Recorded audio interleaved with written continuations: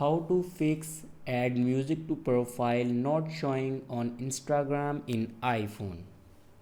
So let's start the video. First of all, if you want to fix your problem, then firstly open Instagram and then click on your account.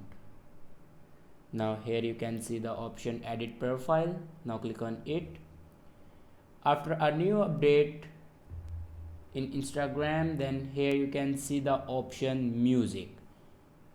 Add music to your profile. If you can't find this option, then simply go back to your home screen and open App Store and then search Instagram. Now here you can check your Instagram update. If it doesn't update, then update your Instagram. After update your Instagram, your problem will be fixed.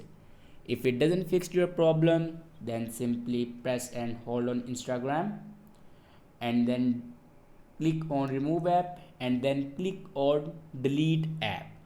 After delete your Instagram, then reinstall your Instagram.